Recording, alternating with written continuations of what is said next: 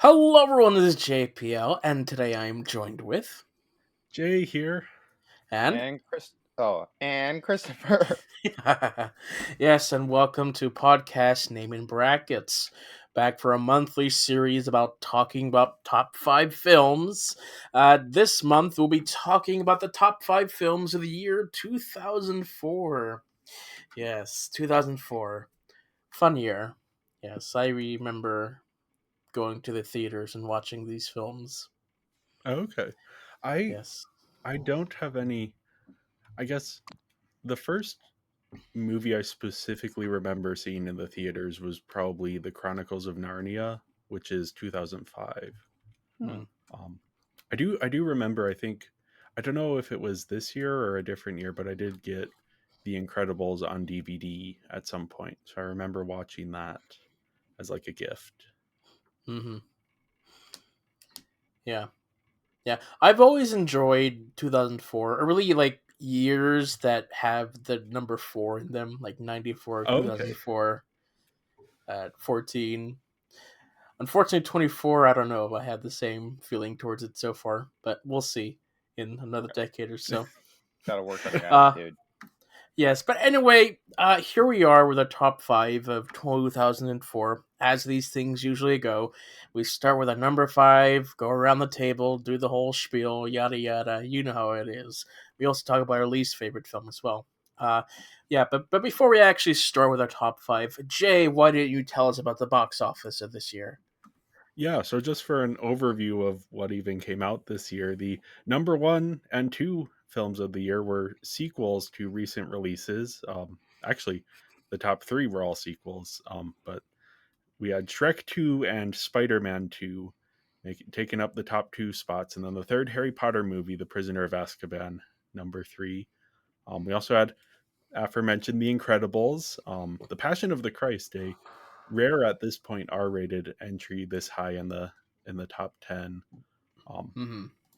also the one of the highest grossing films not in the English language in the U.S. box office, at least.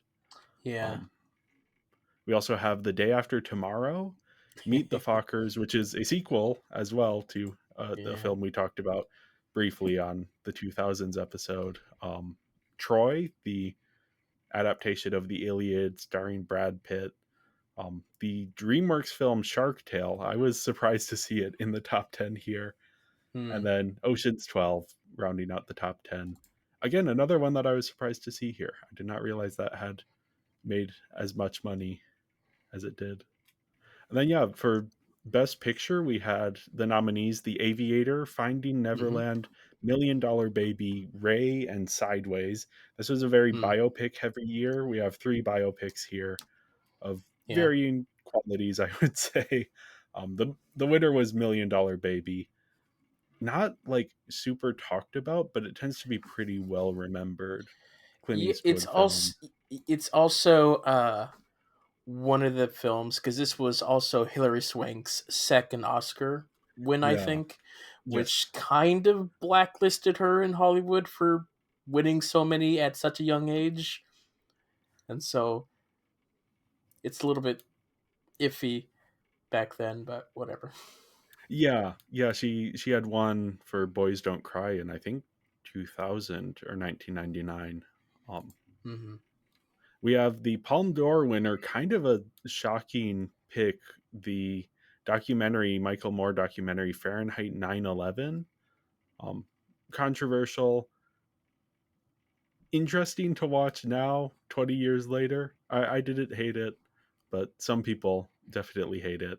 And then the Razzie for Worst Picture went to Catwoman. This was famously Halle Berry won both best and worst actress, and actually showed up in person to accept her Razzie. So I think she like even brought her own red carpet to roll out and walk yeah, on. and I think she had her Oscar with her as well because she had recently won her Oscar. Um, iconic clip if you ever want to look it up of her accepting her Razzie for Catwoman. Yes, Back when the Razzies were a bit more fun. sure. Well, do we want to go into our number fives then? Yeah. Yeah, I guess I'm up first here. My number 5 is kind of a weird one that people don't tend to like, but I absolutely loved.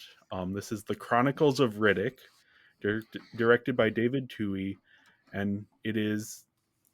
You may remember from a few episodes ago, I briefly talked about Pitch Black, which is a sort of alien clone ripoff type movie, sci-fi horror alien planet. Things are chasing people, and in this movie, one of the characters, sort of a supporting character, but a major supporting character, is Vin Diesel as Riddick, who's this like buff, strong guy, tough guy, good at shooting and killing alien creatures, and wears sunglasses all the time because he has sensitive eyes and can Hmm. see really well in the dark. Anyway, that character was, and the film itself and the character were pretty successful. So they decided, based on this, to make a big budget sci-fi epic that is like listening to a guy at the gym tell you about his self-insert Dune fan fiction. It's again, we start with like an alien type movie, and now it's like this giant, there's complicated lore and politics and stuff going on and characters, and everything's all crazy and all over the place. But then there's also just like a bunch of dumb action scenes thrown in as well, and you have Vin Diesel's character just being like running around and punching people and shooting people, and yeah, it is insane. Apparently Vin Diesel is like a huge Dungeons and Dragons nerd, so he Mm. was super into the lore of everything, and he like brought in these 3 volumes of lore to the studio, and they were each locked. And he said he would unlock one of them every time they approved a new movie. He would be making 3 of these big sci-fi epic Riddick movies, and they only ever opened one because this was a massive flop. Um, it cost $120 million, and did not make that back. But yeah, it's just I love this era of dumb sci-fi action movies. It's like mid 2000s to like Hmm. mid 2010s. Phenomenal production values. Like this thing looks incredible. The costumes, the sets, there's a lot of practical stuff, there's a lot of CG. The CG's a little iffy looking back, but for the time it was pretty impressive. um some fun action sequences, a really great cast. We have Carl Urban plays a villain, which is always fun. Tandiwe Newton is in it. Judy Dench as like a weird ghost thing. It's fun. It's dumb. It's again, it's self-insert dude bro Dune fan fiction. Hmm. If that sounds up your alley, this is just the best of that you could imagine. Yeah. And then I guess like this not working out just led to Vin Diesel just going back to Fast and Furious and being like, okay, this is my franchise now. Yeah, and eventually he did work up enough clout to make another Riddick film, Hmm. which I do not like the third one. The third one turns Riddick into like a creep, which is just like, and it's more similar to Pitch Black. It's a lot more scaled back. They've toned down the lore and stuff, but they are currently making a fourth movie that's apparently Really? going to be more in this style. It's one of those things where Vin Diesel will go off and make a few Fast and Furious movies and then come back every few years and be like, "Hey, I have enough money now. Will you let me do another Riddick?" And then they do, and then it isn't successful, and so he goes and makes some more Fast and Furious. Um, yeah, it's a fascinating franchise, and this is my favorite of them because it is so dumb, but also so sincere and big and exciting. Yeah, I've never seen any of the Riddick films. They've always been in my radar things of like maybe one day I'll like them if I ever getting to them, but I've just never gone into them. So yeah. Yeah, haven't seen it either. So maybe one day, maybe not. We'll see. All right. Well, moving on then. My turn. Yes. So, in watching, I didn't watch a lot of 2004 movies in preparation for this list. So I was definitely kind of looking for maybe a couple movies I'd be a little more passionate about. So this fifth one isn't something I'm super passionate about. I put the SpongeBob SquarePants movie at number 5. I did not Hmm. grow up watching SpongeBob. Watching this movie earlier this year was my only exposure to SpongeBob, at least in watching SpongeBob. I watched it because um, I there was a community theater nearby, and there was talks about maybe needing a social media manager to promote the theatrical show. Um, and I really wanted to do it. I did not end up getting it, but I wanted to like watch the movie, and then if I got it, watch the show to like get inspiration because I've I do like some social media posts for an account on Instagram called Semper Metallum, and I wanted experience like doing stuff for something else. And I felt like it would have been a good bridge of like you know a meme slash viral marketing, but also actually trying to sell a product. Um, and I thought it would have been a good bridge. Didn't pan out, but would have been cool. Would have been fun. But the SpongeBob SquarePants movie is fun in its own right. I'm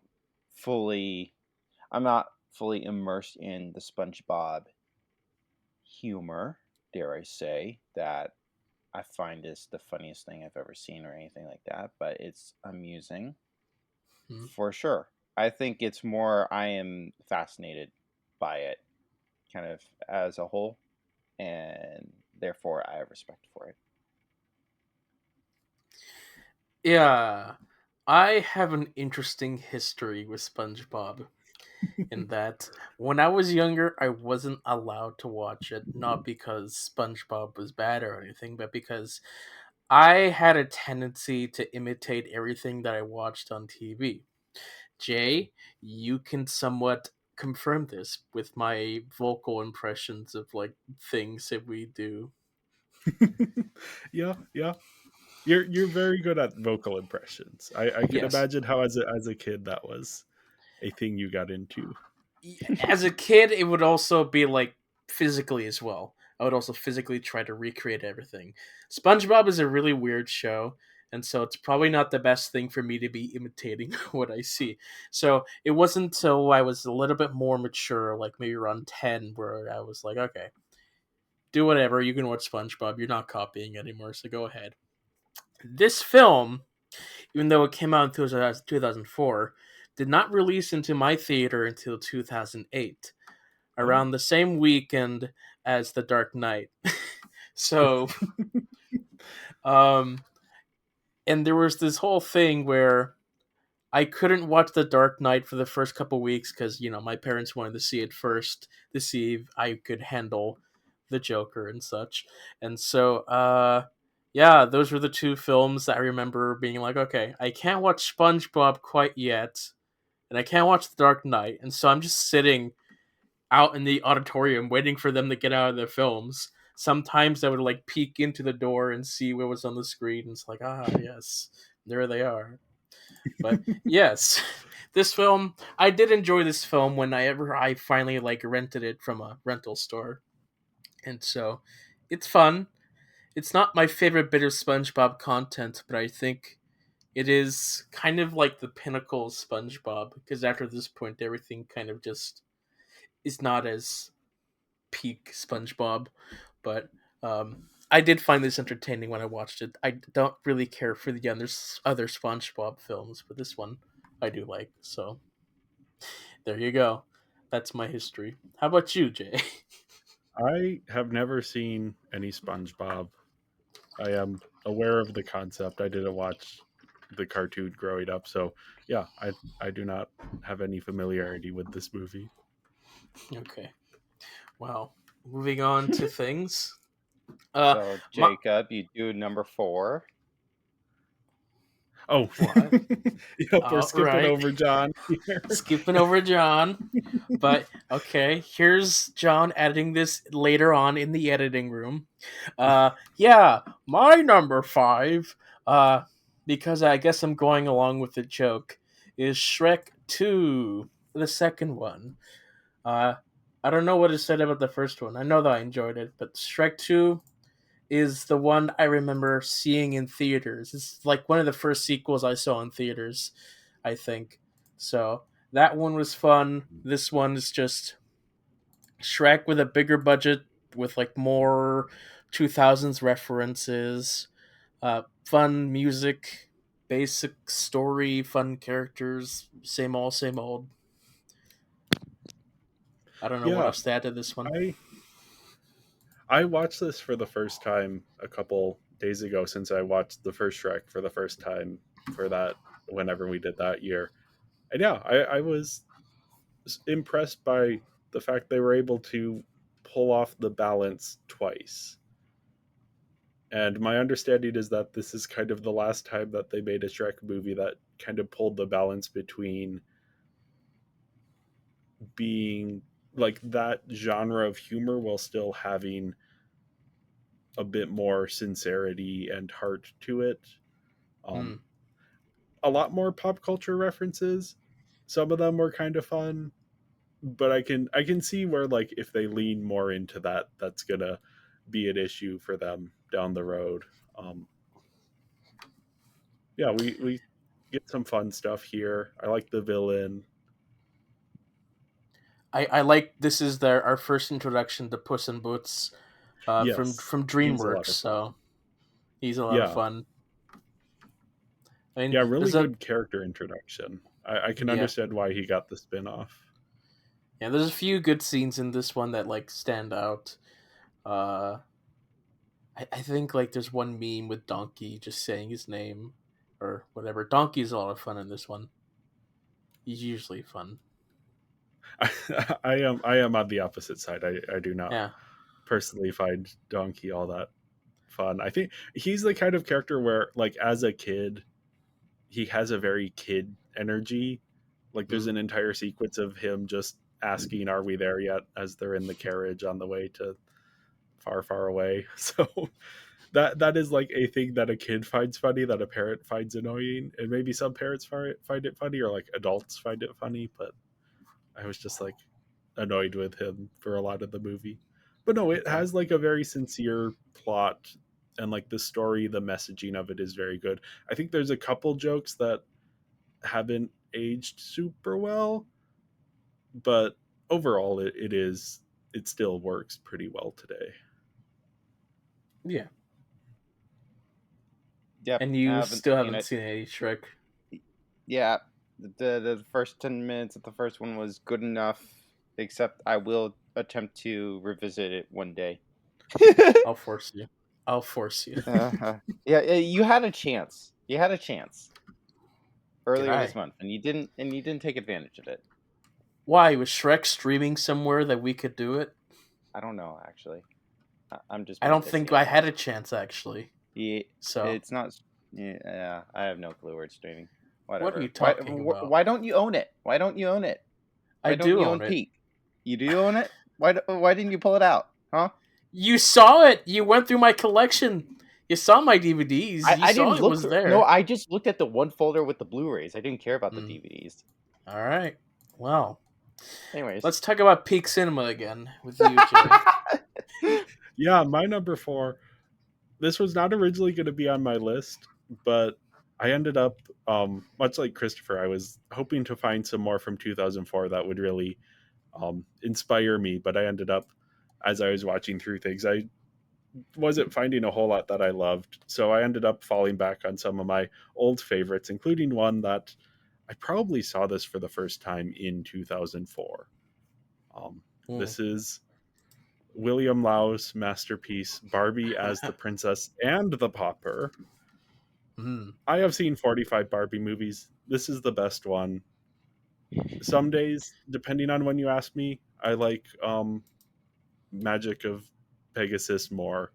But this is like if you are going to sit down and watch a Barbie movie, especially an animated Barbie movie, this is the one to do. This one is genuinely good, not just good for a Barbie movie. It's a lot of fun. It's one of the best like Disney Renaissance movies that was not made by Disney. It has that feel of like the Beauty and the Beast and Little Mermaid, that era of Disney. In the 90s, Disney was sort of breaking out and changing the way they approached animation and the way they approached storytelling. And Barbie Princess and the Pauper feels like it is inspired by that, but at a time when Disney was moving away from that.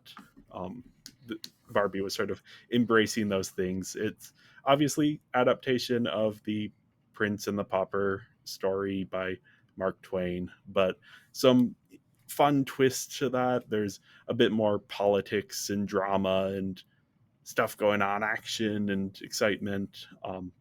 Like all Disney Renaissance movies, even though this isn't technically a Disney Renaissance movie because it isn't made by Disney, but it has incredible music. Like as a musical, this is just so good and iconic. Ask anyone who watched this as a kid and they will remember, especially like the To Be a Princess number is just so much Mm. fun. Great queer coded villain. We don't get many of those in media anymore, so it's fun to see Preminger here, who is just the most over the top and most fun. He's just the best. And the animation hasn't aged all that well, but given the budget and the time, it does look pretty good for what it is. And yeah, we have a phenomenal vocal performance by Kelly Sheridan, who is playing these two different characters and giving them very distinct qualities, distinct vocal qualities, and matching. The singing is actually done by two separate singers, and she is matching those two different singers with her own vocal performance.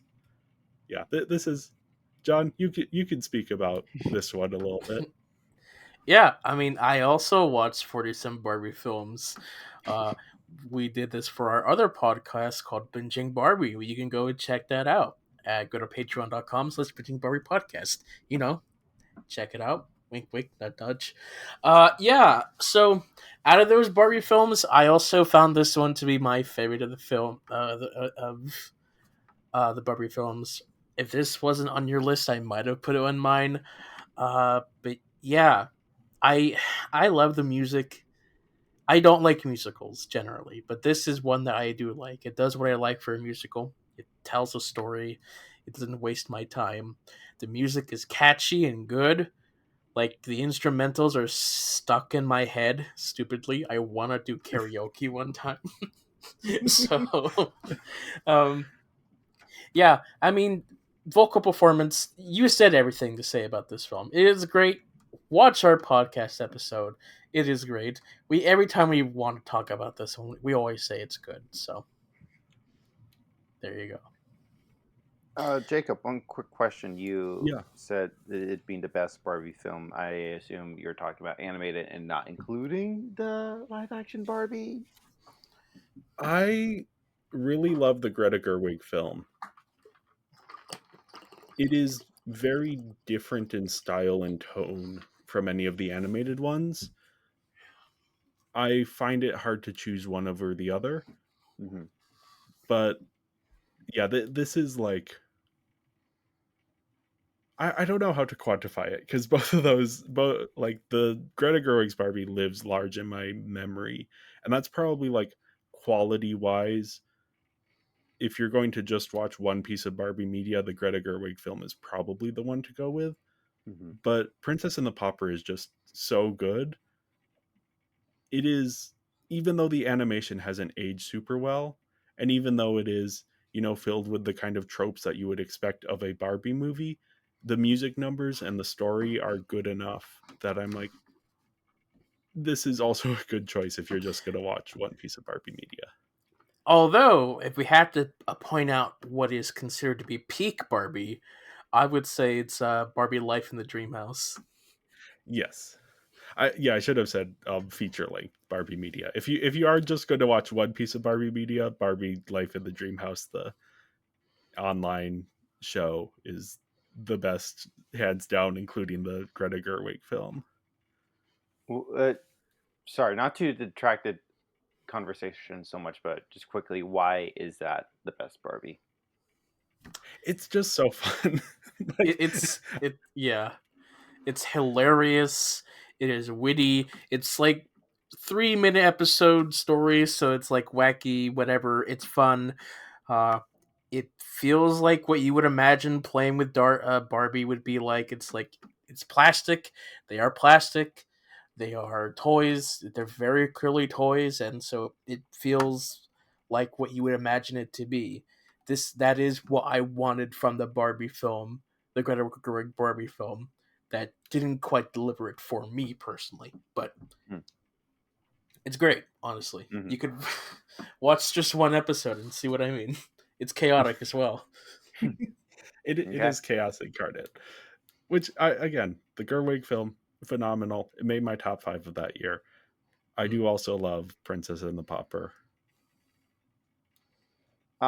Yeah, so somewhat obviously, except for the Greta Gerwig film, I've not seen any piece of Barbie content. My one little addition to that statement is I have seen the VeggieTales episode, The Princess and the Pop Star. That's probably the closest I have come to consuming the base story. I don't That's know if that interesting. was directly based off you said Twain? Yeah, that's the Okay. original. So I don't know which one it was more influenced off, but I would imagine that one was definitely kind of made to be like one of VeggieTales like um girl episodes for sure. So I would imagine that was somewhat based off the the love and I would assume popularity of the Princess and the Pauper. Yeah, Yeah, that wouldn't surprise me at all. This is such a popular Barbie movie to this day that they have remade it twice dang, in that's different crazy. iterations.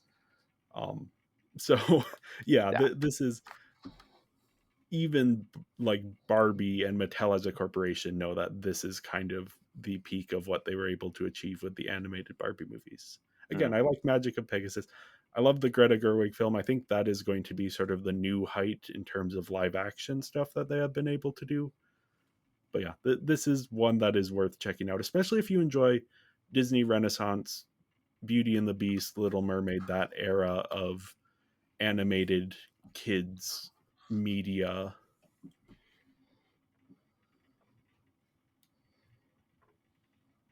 Sweet. Yeah. Uh, um, I guess Moving I'll on. go on to talk about my number 4. Mm-hmm. I thought I'd share a little funny story first. I was watching this movie, which I guess I'll just go ahead and say Collateral. And my roommate left his room and was about to go somewhere, and he asked, "What is it?" I said, "Collateral." I said, I said these unfortunate words. I said, "Michael Mann, Brad Pitt, Jimmy Fox." I am face blind. It's not Brad Pitt. It's Tom Cruise. Whatever. Collateral, as directed by Michael Mann and starring Tom Cruise, not Brad Pitt, and Jamie Foxx. I watched this one because I thought I was losing Paramount Plus. Two funny little things happened after that. Number one, right afterwards, I realized it was also on Netflix. So it was leaving Netflix that month or this month, anyways, I think. But whatever. I'm like, fine. I watched it regardless. Number two, I went to cancel my Paramount Plus subscription. They said, we'll give you 2 more months for free. Anyways, so I didn't really have to push myself to watch this movie, but also like, still glad I did because I don't know if I would have watched it regardless, or at least within this current time frame. Um, it being Michael Mann, it probably just would have been on my list anyways. Um, I like this film enough that it's on my fourth. I'm not trying to talk it down. I'm just saying stuff. Um, yeah. It again. It's hard to talk about like movies without like talking too much about them, and I I think for me, because like I recognize, because I haven't seen everything or a lot of classics, like I try to, keep details under wraps for some people.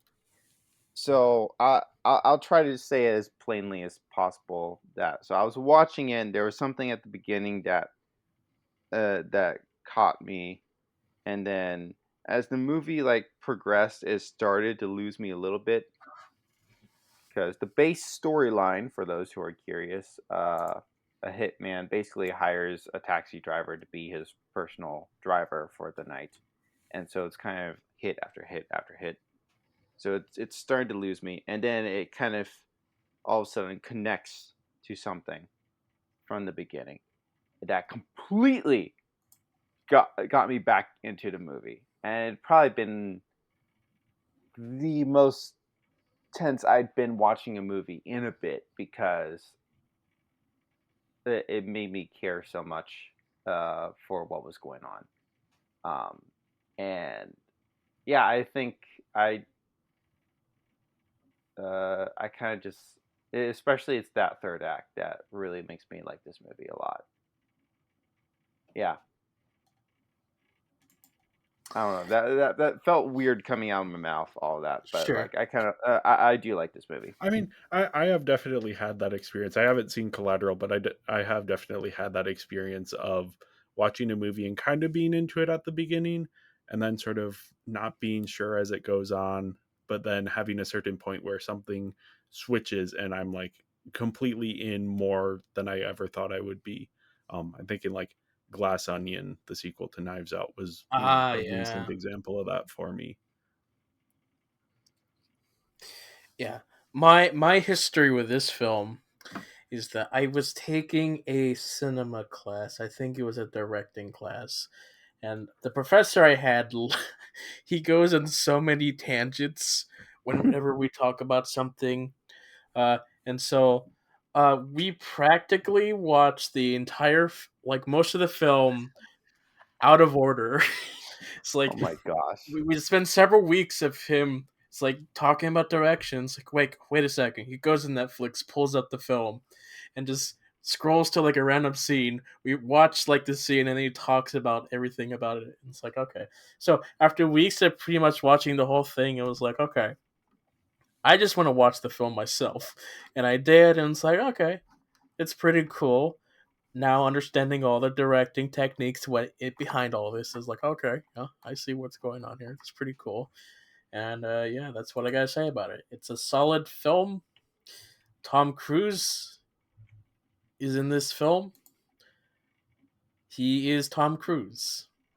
Have you Is this seen the one only film? time he's had gray hair in a movie? Gray fake hair. Yes, I think.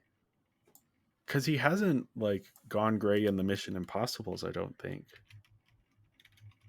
Yeah, This is not important. I'm just a that thought is that part occurred of to his me. character. I don't think the hair quite looks as convincing with Tom Cruise, but I will also say I haven't seen Tom Cruise in many movies. Probably just Top Gun Maverick, I think. Yeah, pretty much. So for me, like I've not seen any of the Mission Pos. Is it Mission Possible or Mission Impossible? Mission Impossible. Impossible. Impossible. Sorry, there's a Korean movie called Mission Possible. So Oh, that's okay. what Yeah. trips me Yeah. up. So yeah, I also also I just recently watched Red One, and then I realized that's the first movie I watched with Dwayne Johnson in it. So I'm not one of those people who's like, oh, that Dwayne Johnson's just Dwayne Johnson. It was like, oh, I don't know why people are like, it wasn't like Red One was anything amazing, but I wasn't like, oh, why are people complaining this is a Dwayne Johnson movie? Like, oh, because I'd never seen a Dwayne Johnson movie before. So I guess that's my introduction to a Dwayne Johnson movie. So I guess also similar to this, like when you're saying he's Tom Cruise in this, I guess Well, I don't fully know what that means, because yeah. except for Top Gun Maverick, I don't know what that means. Tom Cruise has like a really quiet performance in a lot of his films. It's like Really? a lot of his films are focused on like action and such, and his Uh huh. character always has like that same blank looking off into the distance with like the fate of the world in his head.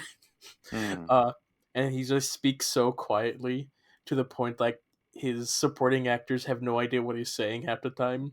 Mm. But it's like, okay, I guess I have to go now. So, Gotcha. I um, guess like for me, like his performance played so much into the character that like it didn't for me it didn't seem like, oh, this was a Tom Cruise performance. It felt so much like this was the character he was playing, I guess. yeah, and so I guess like they often cast Tom Cruise into those types of characters because they work for him. I guess Hmm. he's really a very manic person. I think when you see him in interviews, he's crazy. I mean, he's crazy either way. We don't want to get into Tom Cruise right now. I guess we should move on to my number four. And Yours. yeah, oh yes, this is editor John editing my number four in. Yes. um, so yeah, my number four is the Disney Pixar film The Incredibles, and I believe is actually one of the first films I ever rewatched in theaters.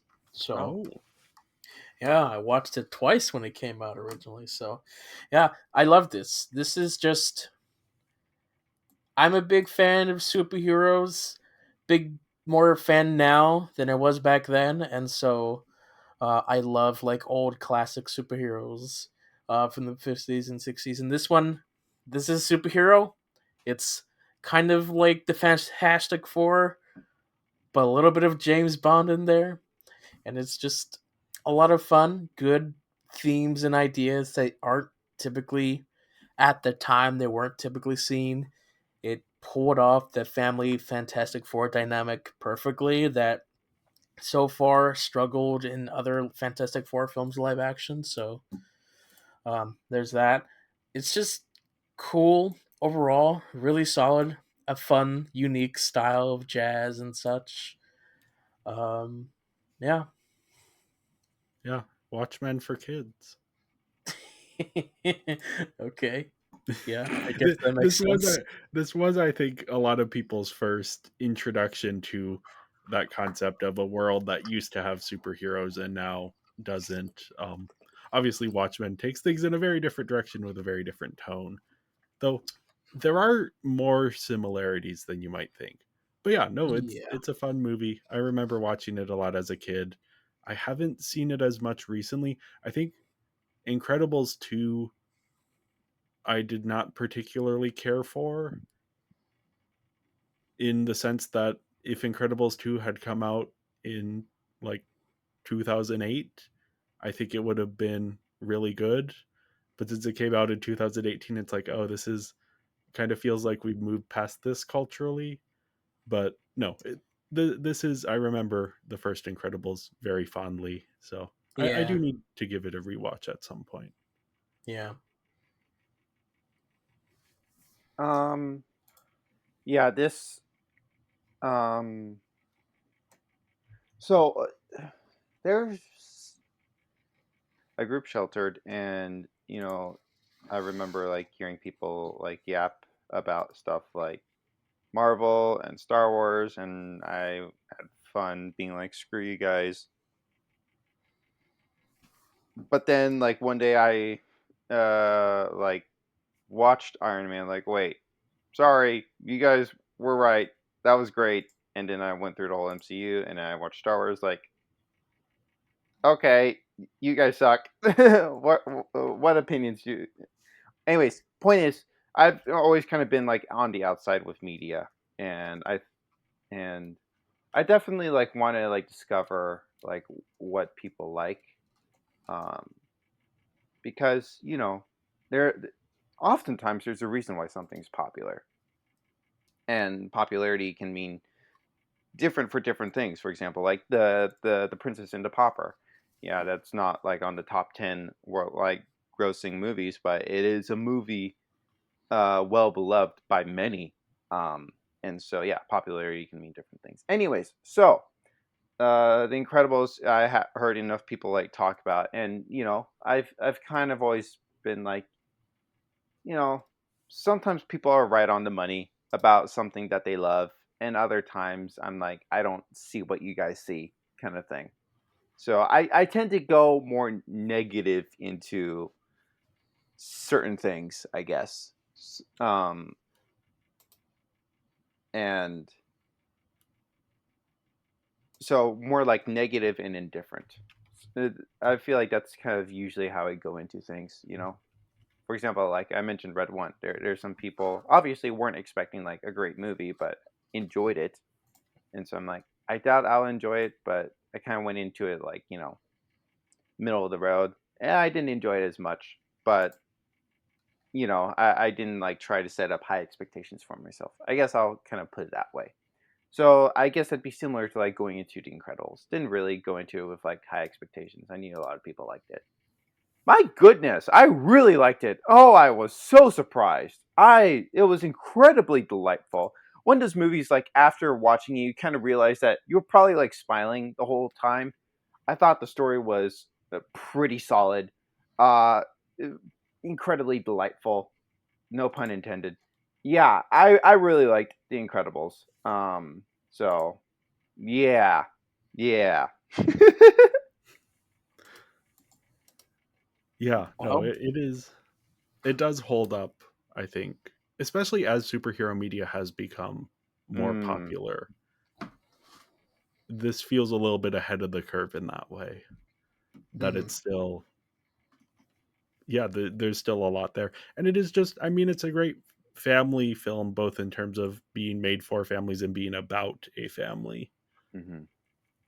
That it Yeah, still resonates. I had a coworker like say this is the best superhero movie, and before watching it, I'm like, what is he on? And then after watching it, I'm like, I'm not gonna go so far to say the best because that's not necessarily something I've tried to mentally quantify. But I'm like, I'm not gonna say he's wrong.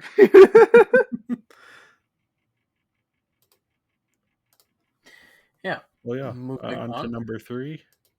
My number three is Howl's Moving Castle, directed, of course, by Hayao Miyazaki.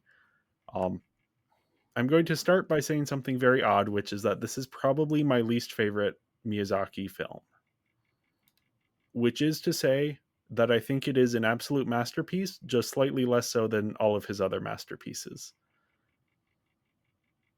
This is a phenomenal, phenomenal film, gorgeously animated, like incredible. The designs of everything and the detail, it's just there's so much there. Um, the castle itself is just like a really fun design. All of the different locations and the different environments and the characters are just really well created. Um, I love the first half. Actually, I think it's more than half of the film where the plot kind of takes a little bit of a backseat and we're following Sophie, who gets turned into an old lady and has to learn what it is like to be old and how to live that way. And it feels a bit like Miyazaki is putting his own experience as he is aging, and having to learn how to move through the world in a new way, um, and finding the joy and the beauty in being old. And that stuff is just so good and so much fun. The way Sophie just like moves around things, and she's kind of, when she's introduced, she feels like someone with a quote unquote like old soul. So when she becomes actually old, she's kind of like fits in a little bit better than um before. But it's just so fun to see her like come into her own as a character. And then we get like she ends up in this castle, this titular Howl's Moving Castle, and there's these relationship dynamics between all of the characters in the castle, especially with her and Howl, as they're growing a little closer and growing to understand each other. There's just also some beautiful moments of like quiet in between bigger scenes. There's this one of the things that I love is the scene with a staircase where Sophie, for a reason which I won't get into for plot spoilers, has to climb up this giant staircase. And of course, she's an old lady and it takes her a very long time. It is this very laborious process. And we get to see her go through that process. And I think she has to carry a dog up the stairs. and it's just like it's so much fun just living in these moments. um I think where the movie loses me a little bit is later on when it starts to bring in more of the plot elements, and we see more of like, why is Howell the way he is, and we lose a little bit of that the fun of the first half when it was just Sophie experiencing this world and learning how to live in it. Um, but yeah, no, phenomenal animation. It's a Hayao Miyazaki film. It's gorgeous. This actually has a solid English dub. There's a lot of great voices in here. Christian Bale plays Howell, which is a perfect fit for that role, and Billy Crystal plays Calcifer, I think is the name. He's a little like fire that controls the castle. Yeah, just again, it's my least favorite Miyazaki, but my least favorite Miyazaki is significantly better than a lot of other films that I have seen. Christopher? Yeah, this is the first Miyazaki movie I saw. My roommate likes Miyazaki, so he felt like this would be a good first one. I think I was pretty surprised how chill it is. So Yeah. much so, I swear I got super dozy at some point during the middle, because I just was not expecting it to be that chill. Um, and as John knows, Yeah. uh, movies can put me to sleep. I don't know if you noticed, Jay, but we tried watching The French Dispatch Okay. at the top of the month. Yeah. I fell asleep 15 minutes in, but also I was really tired from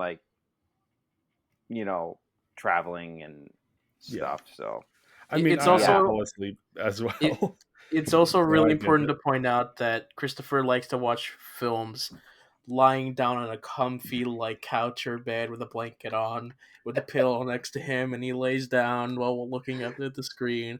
And so it is really understandable why he falls asleep in so many films. Oh no, So I do that exact same thing. I fell asleep during the third act chase of Alien 3, which is supposed to be I think I fell asleep during all of the Transformers movies during action scenes. So you you are in good company here in terms of people who can sleep during movies.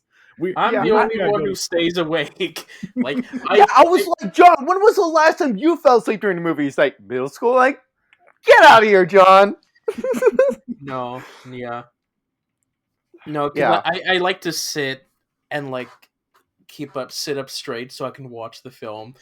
Because I don't like sleeping during films because I don't like missing things, and so I'm very yeah. I don't conscious like during sleeping films. during films either. It just happens. I've Don't. learned to live with it. Yeah, when I Yeah, was a and kid, it used to be like I would get like a little blow up chair because they would get like that blow up chair, and I would sit like 2 inches of like away from the screen, like staring, and I would fall asleep that way. But yeah. That's interesting because I did not fall asleep in movies until I got to like college. Hmm. Interesting. But I Yeah. didn't take naps until I got to college. Like I could not nap. You So know what? I also think, John, you're such a chill guy. You exude nappiness whenever I'm with you. Because I swear, I only fall asleep during anything with you. Like, like 95% of the time, it's only when I'm with you that I end up falling asleep. You've experienced like almost every single time I've ever fallen asleep in the middle of literally anything. Hmm. He So just me. um, no, actually, there's I'm watching obviously things for 2024, and my currently what is at the top of my list. I actually was super dozy during, so it definitely has happened without you. I kind of want to rewatch it. Just I really liked it, but I was also super tired while watching it, so I might rewatch it. Ugh, really frustrates me. Anyways, but yeah, so House Moving Castle, my first Miyazaki film. Um, So I don't. What have I seen? I've seen House Moving Castle, Spirited Away, Boy and Heron, and Kiki's Delivery Service in that order. Um, and I did actually get to rewatch part of House Moving Castle. Some um, friends were invited some people over, and I was only able to stop by for about an hour. So I only like rewatched a middle section of the hour. Um, but it was nice to revisit, kind of, after watching uh, Kiki's Delivery Service, which is probably, well, excuse me, which is probably the Miyazaki movie I enjoyed the most. I think it was just really enjoyable, like seeing Kiki's like free spirit, innocent spirit, even, and as she's like in the world.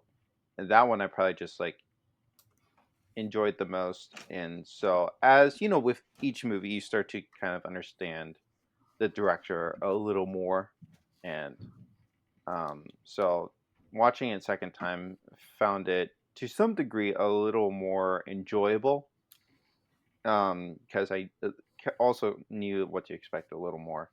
Um, but also, I'm still trying to understand Miyazaki. So I can't fully say I love it, but I will say I do enjoy it. It took me a while to get into Miyazaki as well. And I had to rewatch quite a few of his films multiple times to really get them. Hmm. But at this point, he's probably my favorite director, hands down. Um, I love all of his films, including Howl's Moving Castle, even though I'm a little bit less enthusiastic about it than other people are. I will say, a lot of people I know, this is one of their favorite Miyazaki films. Hmm. So I think it's just one that kind of either works for people or doesn't. Again, it mostly works for me as well.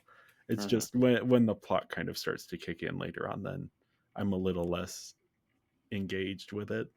That makes Even though sense. that's what all of the exciting stuff happens. I'm like, oh, I miss when nothing was. I have this Yeah. problem with movies where I'm like, oh, I wish there was less plot. That's fair. Also, I will fight anyone at the beginning who was talking about Sophie not being pretty. What the heck? She is a phenomenal protagonist.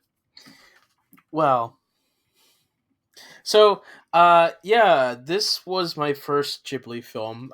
This was something that UJ forced me and a couple other people to watch one time whenever we were at your house. Um, I've rewatched it since then, and so yeah, with Miyazaki in these films, I agree that they are like beautifully animated. They're some of the best animation out there. They have a lot of charm. They have unique and fun characters. My issue with a lot of Miyazaki films is like the plot and character motivations and how we so often just get lost, especially the characters get lost in the world where I'm just like, wait a minute, stop. You had motivations and now they're gone. Where did they go? And then things changed and I'm just like disappointed by all that. But yeah, this is a charming film. There's a lot of charm in this. There's a lot of beautiful animation. The characters are all visually distinct and unique. But yeah, I said this before, like Spirited Away, and I'll probably mention it again whenever we get to other Miyazaki films. But um, yeah, Miyazaki is one that I don't fully love the way he treats plot and characters and their arcs. So Yeah, yeah. it's interesting. I think you and I are on opposite sides of this, where I like Miyazaki when there's less plot, and you like Miyazaki when there's more plot. Well, it's not so much where there's more plot. It's just Or where there I, I is a w- plot. if they start with a plot and then they forget the plot, that's where I have issue with. Okay. I anytime something is relatively without a plot. I guess not anytime, but a lot of times I enjoy that. So Yeah, because this film essentially begins with a plot, forgets the plot, and then brings up a brand new plot. And so, yeah. um, yeah, but it's still all visually appealing and charming and fun. But you know, I definitely I struggled with that when I watched it the first time. When I watched it again this year while watching a lot of other Miyazaki films, I understood what it was that was bothering me. So, yeah. All right, moving on. Moving on. All right. So my number three movie of the year is Mean Mm. Girls. This is the second 2004 movie I watched. That's not a documentary. Um, I don't know why I decided to mention that. Nice boast. Anyways, yeah, just information and details. We love information and details.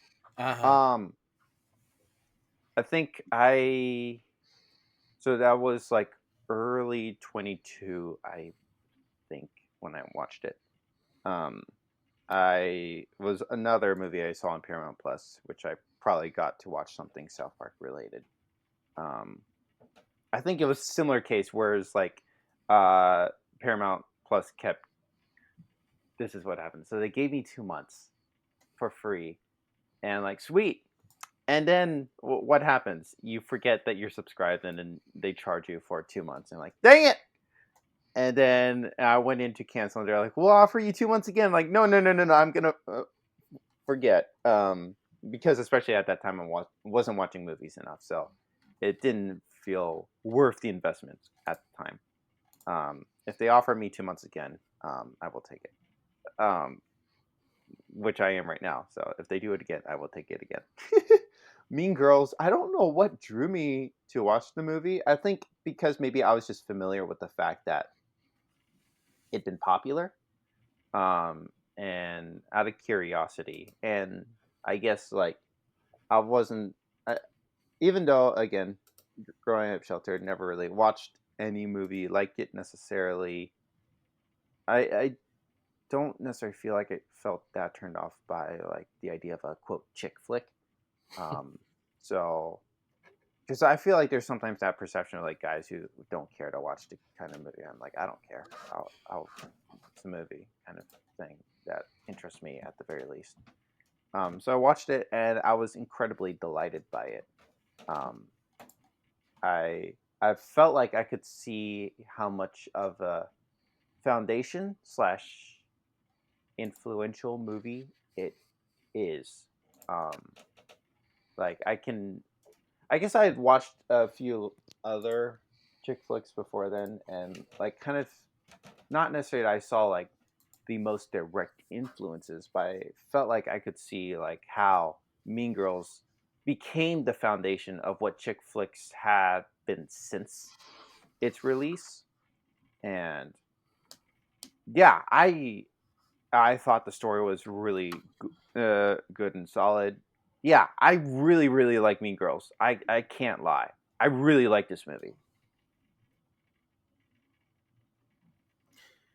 Yeah, Jay. I this is, if you hadn't mentioned this on your list, this would be my number two of the year, potentially number one.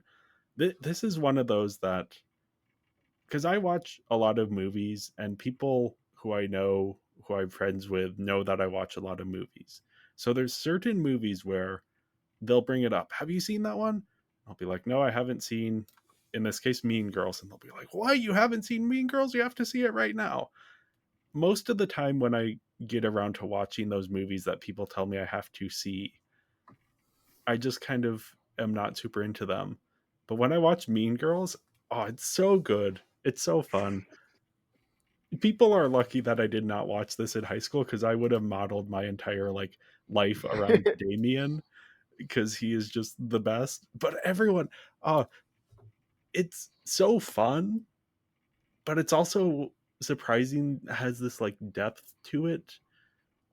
In that it's both engaging with this like era of culture, and with teenagers and cliques and all of this kind of stuff, but then it's also trying to like point out, hey, being a mean girl isn't just a thing.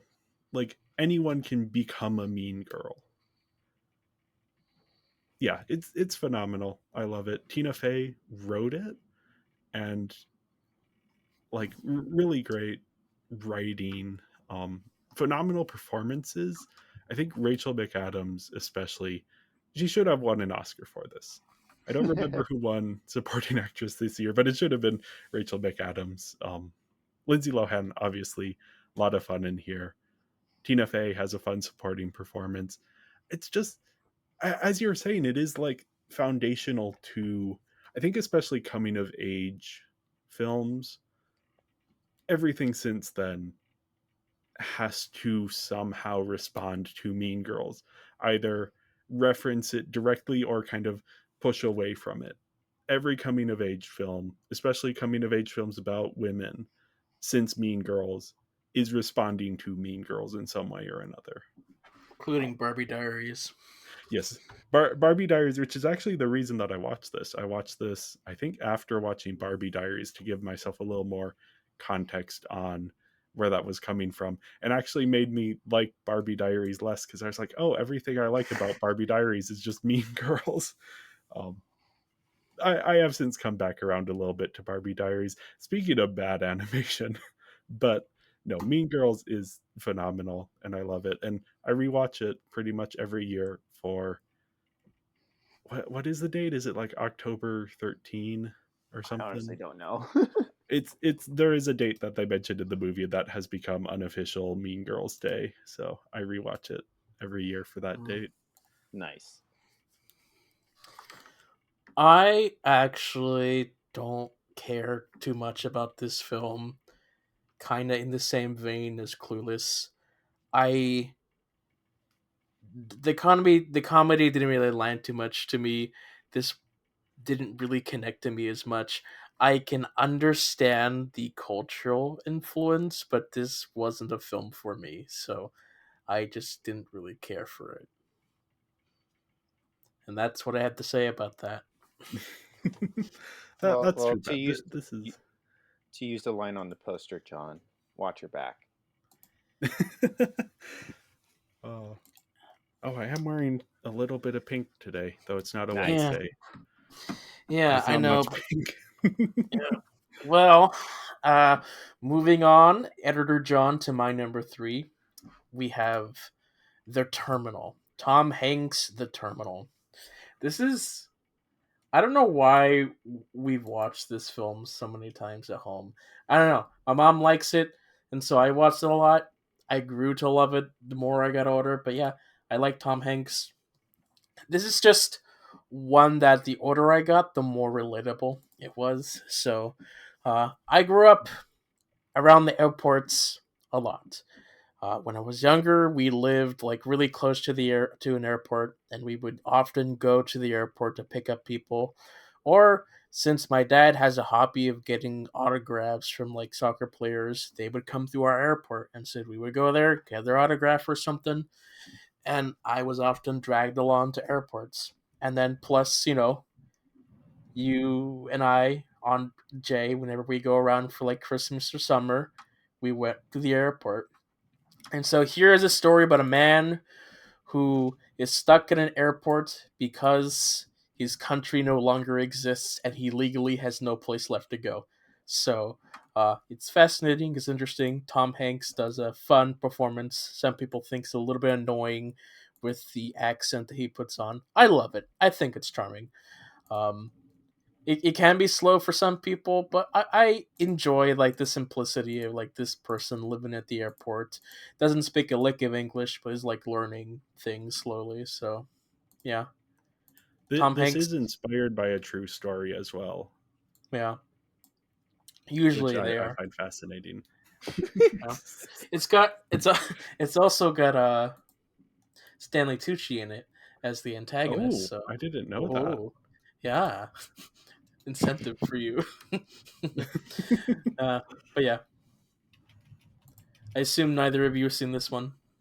I John, wanted you to get know I around haven't to seen it this yet. one, Hmm. but I just didn't have the time this month. This is one that looms large. I think, John, as you were saying, like I flew before I could walk, so airports have been a part of my life for a very long time since I was since before I can remember. I have spent a lot of time in airports, not as much as John, I don't think, but I am familiar with travel and that kind of stuff. And I think for anyone with that experience, there's just something appealing about what would it be like to live in an airport? Because you have everything there. You have the food, you have the shopping, you have places you can lie down, but you're not supposed to live there. Like they are not designed to be lived in.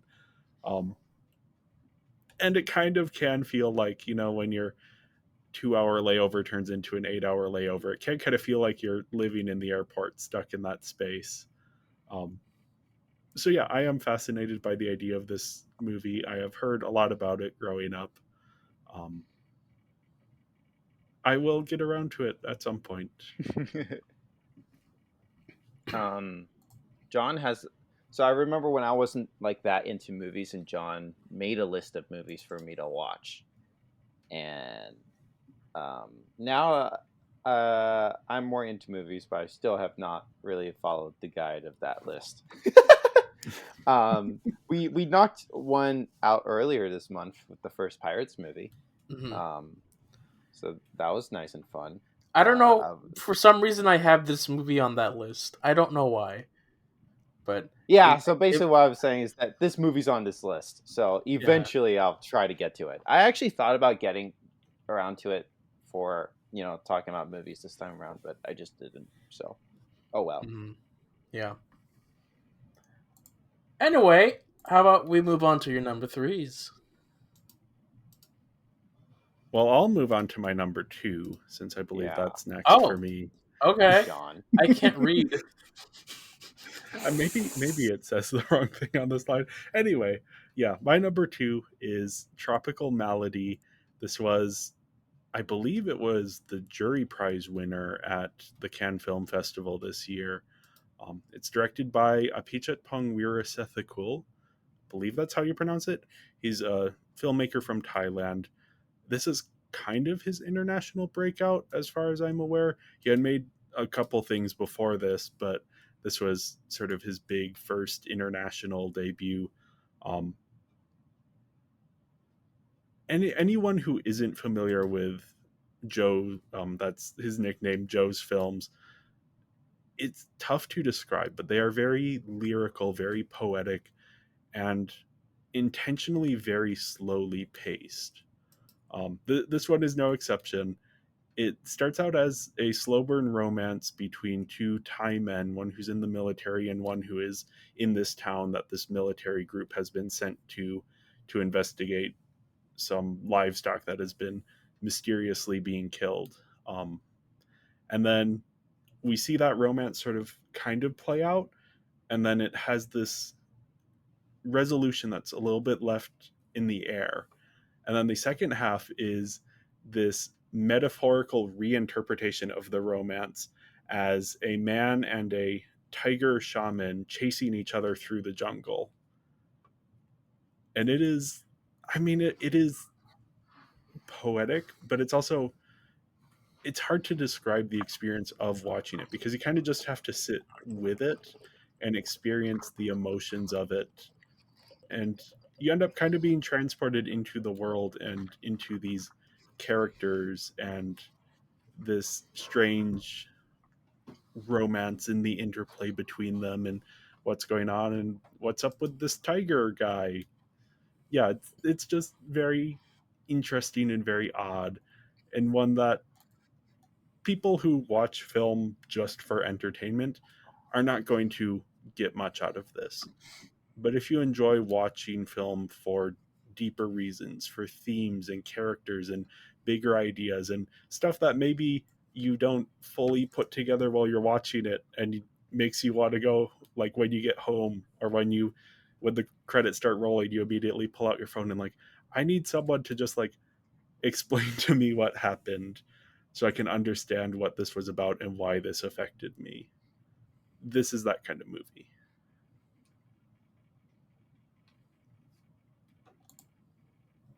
Yeah, I haven't seen this movie. Um, I will say this year I saw a couple movies from Thailand, and I've enjoyed them. So when you said Thailand, that made my ears perk. Yeah. I don't know how representative or how similar this is to other Thai cinema, Hmm. because this is very slow. But yeah, he is Joe is a phenomenal director, and I love a lot of his films. So Hmm. this is probably my second favorite of the ones that I've seen of his.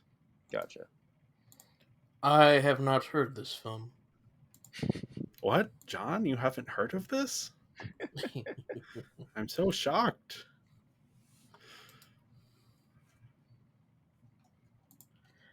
All right, moving on. All right. My second film is called A Moment to Remember. It's a Korean film. I will say the copy that I own is of the director's cut. I don't think I I, I haven't really looked into its mass availability, but I don't think it is massively available. So I got what I got. Um, I liked it. Um, I guess again I struggle with like talking about details of movies because I don't like taking away the experience from people. So this is your warning. I'm gonna say the main detail. Um, the wife halfway through the movie finds out that she has a rare case of Alzheimer's.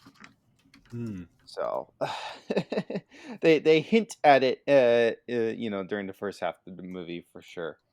Um, and obviously it's what I knew of the movie before I bought it. So I personally was aware of it. I think it'd be great for people like who didn't know going into the movie. What a cruel thing, though, to go into blindly. Man, though, there were two scenes in this movie that had me bawling. I was, oh, oh man, like, because this movie, uh, does tackle the idea a bit of the, mm, what do you do, with a Hmm. love that is hard. Um, like I think from what I remember, the man in the beginning of the movie, he didn't want to. Uh, I, from what I remember, I think he didn't want to commit to um, a marriage um, because of the things that the struggles that could come from it. I feel like I'm remembering it wrong, but and then obviously the fact that like he ends up loving her so much that he's willing to walk through um, the diagnosis with her, kind of thing.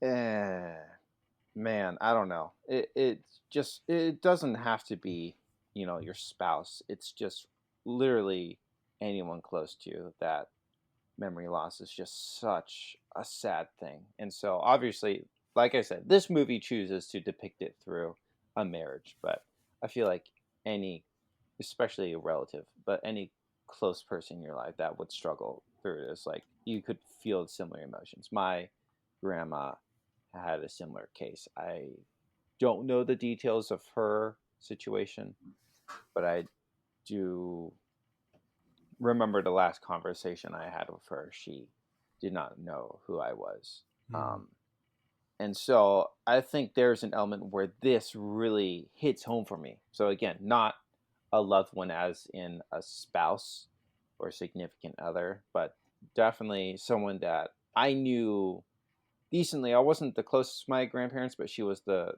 closest I was with any grandparent. And so it definitely hits home for me.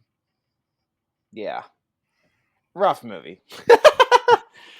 Yeah, I can imagine, especially with the personal connection. I have a little bit of experience. My great grandfather's wife had some pretty severe dementia, and yeah, I didn't interact with her much, but when I did, you could definitely feel the loss of memory and the loss of those, of knowing even who people were. And like she could not remember that my great grandfather would visit her in the nursing home. So every time she saw him near the end, she would accuse him of, "You never visit me," and he visited her every day. I'm like, oh, that's just very very sad. It is interesting to me that this is also 2004 is also the year that The Notebook came out, which I haven't seen that one, but I know it also deals with memory loss as a core plot point. So seems like that was maybe just a coincidence. Maybe there was something in the air that people were connecting with on that level. I will say this is based off Japanese limited series. I think that released in Okay. 2000.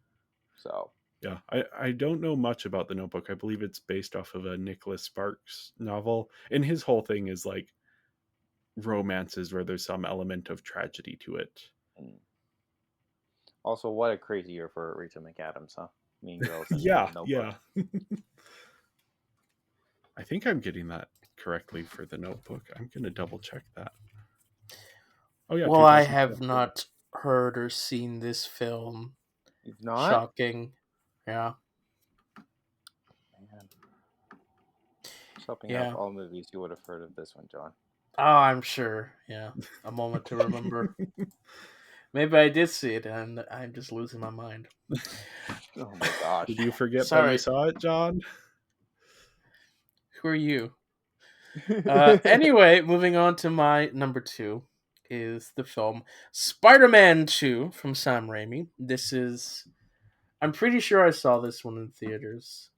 I wasn't sure about the first one. This one I did see in theaters. But yeah, as I've grown up and watched this film multiple times, this is one of my favorite Spider-Man films. At the time when this came out, I really liked it for its action. I wasn't the biggest fan of like the middle part, where it was more of like the existential crisis of Peter Parker. As I've gotten older, I'm like, oh, wait, I understand that now. But back then, as a kid, it's like I don't care about emotions. I just want to watch them beat the crap out of each other. And so, yeah, no, I. This is Doc Ock. This is one of his best characters. He looks really cool. He fights really cool.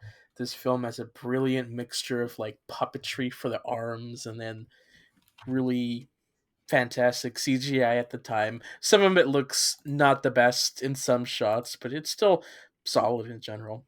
This one has one of my favorite moments where um, Spider-Man loses his masks, and this is like the last moment in time where Spider-Man can be without his mask, without people taking photos from their phones.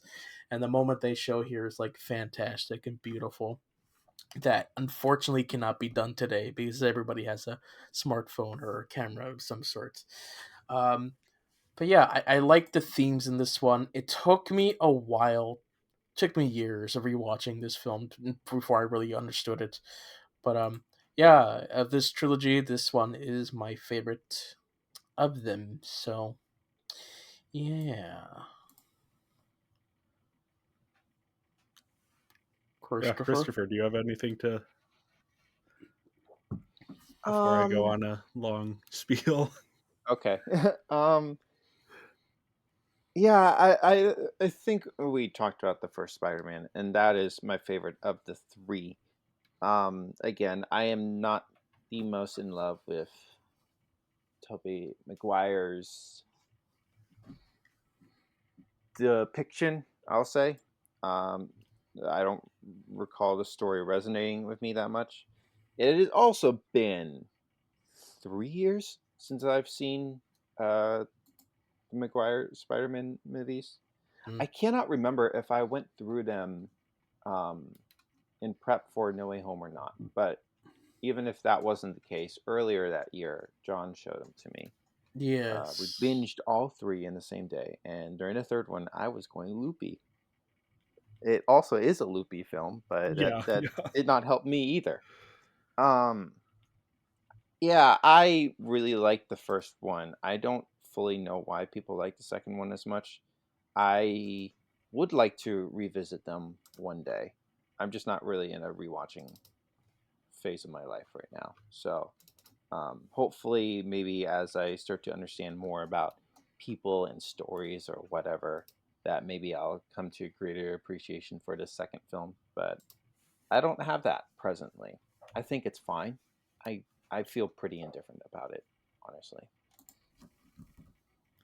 I am very much on the opposite side of the spectrum here with this film. Um, I think this and X2 are very similar films to me in that I like the first ones of those series fine, but I think with the second films in both of them, they just hit on something, the perfect balance of all of the different elements. My favorite superhero film of all time is X2. Spider Man 2 is probably my second favorite. The way this understands the character of Peter Parker and the themes, and bringing in Doc Ock in this Mm-hmm. thematically deep and significant, and giving him a tragic backstory that you feel for the guy. It's so emotionally smart in how it handles all of these different ideas, but it's also like a superhero movie with good action scenes. It's everything that worked about the first Spider-Man refined into something even greater. Um, yeah, this is easily my favorite of the Tobey Maguire Spider-Mans, my favorite of any Spider-Man. Phenomenal. I love this film quite a bit. It's got a Punisher cameo. Oh, I may have caught that the last time I watched it, but I don't recall Yeah, exactly. it was from the Punisher film that came out either this year or whatever around this Oh, time. yeah. The lead actor is spotted like in a brief frame behind in like Okay. in the crowd Then I intentionally to probably be like, missed it. yeah, yeah, you probably did. Most people missed it actually. So Yeah, I this is just Sam Raimi is the perfect choice for superhero movies as a director. He just understands what makes superhero stories interesting, and he has a visual style to back it up. So yeah, this is. I was honestly surprised, John, that this wasn't your number one. yeah, I mean this one We'll and my talk about number that when we one. get. This one and my number one like can go either way depending on the day. It's just like I guess the moment when I was writing this one, I guess the other one was just like, oh yeah, that one, sure, whatever.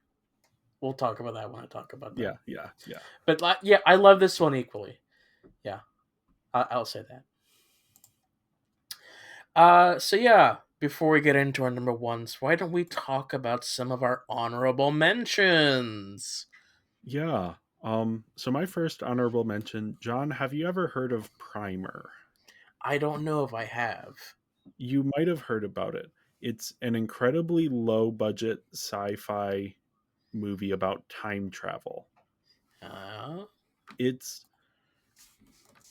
it has like a certain reputation for being very like a very good example of very low budget filmmaking, but with an incredibly complex and thought through approach to its scientific or like sci-fi elements.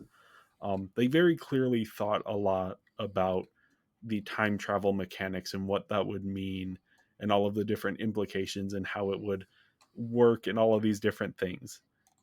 So that's really, really cool to watch play out. It reminded me a bit of like Steins Gate, the anime.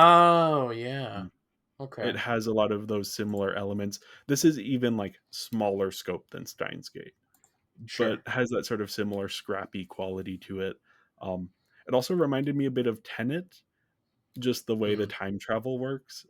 This feels like it must have been an influence on Nolan in some level, because it has a lot of elements that I feel like show up in Christopher Nolan movies after 2004.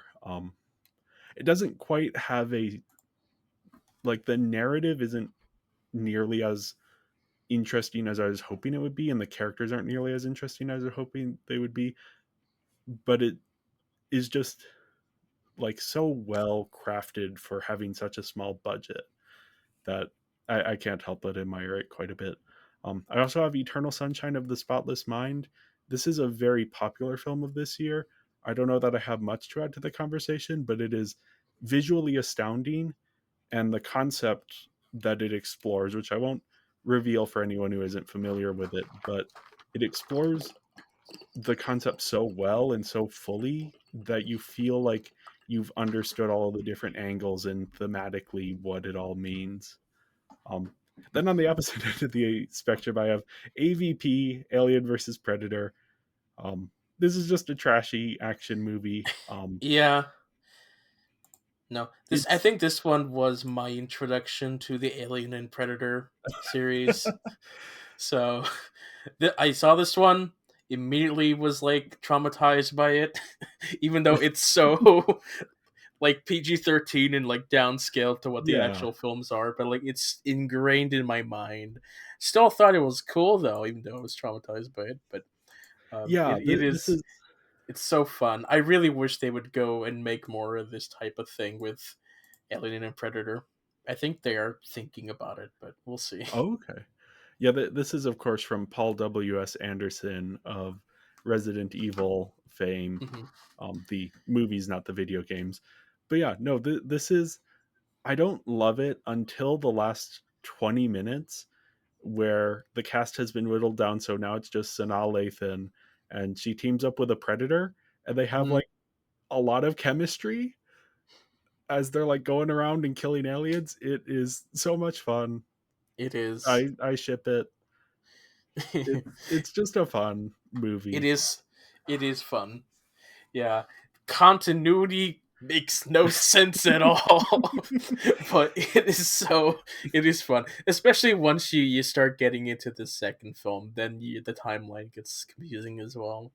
Which I haven't seen the second one. I am curious to see it. I have heard horrible things about it, so that makes me more excited to see it, just because I'm like, I want to see how bad it is. But boy, no, this first one is fun in that dumb sci-fi action movie way. Then I have yes. Kill Bill Volume 2, which is a little bit more refined, but it's still very much an action movie. Yeah, we I talked briefly haven't, about this one in the last episode. We talked about part yeah, one. yeah, I haven't seen this one as many times as the first one, just because it's a little heavier. It has heavier emotions to it, but I love it nonetheless. Yeah. There are some just absolute standout scenes here. The Hmm. when the titular Bill shows up, that entire sequence is one of the best in Tarantino's career. So yeah, Kill Bill Volume 2. Then I also was Yes. surprised that The Aviator made it onto my list. I have watched, so part of the project that we've been doing here, I've been having a simultaneous thing of trying to watch all of the best picture nominees for every year. And as a result, I have watched so many biopics. And I don't love biopics, and there's just too many that I've been watching. But The Aviator was actually one that I kind of liked. It tells a very interesting story. This is Martin Scorsese film, so it is told very well. And the story itself is very interesting. It's about Howard Hughes, who's this rich mogul from the early 1900s who was working in old Hollywood trying to make movies, and then also working in aviation. And he had a lot of giant ambitions and big dreams, and he wasn't able to realize all of them. And that's kind of what the film is about. It takes a chunk of his life and is just like, hey, here's all of the things he was trying to do, and here's why he wasn't able to do them. Um, I also just love Yeah. colors. The first hour of the film is done in imitating sort of a style of the time where there's only two primary colors, cyan and some shade of red, I believe, and Hmm. it just looks beautiful. Um, yeah, John, you've seen this one? I've seen this one. I think of like biopic films, Scorsese is like the one director I like the most when it comes to biopic films, in terms of like how he presents the story. It's just that Yeah. he a lot of his stories are based upon criminals and crime, and so a lot of them can feel the same, but they're all well done. Yeah. Then I also have Sky Captain in the World of Tomorrow. I don't. This Yes. wasn't as good as I was hoping it would be, but it's still like a fun diesel punk noir with some fun Yeah. effects. This is like an interesting film that's like it's ingrained in my mind at how unique it is like for this time period. It is definitely of Yeah. this time period, and yet we've never seen anything like it since, really. um I really wish we had more of this style in films. I think Blade Runner is the closest thing you could say it is too, but it's not really.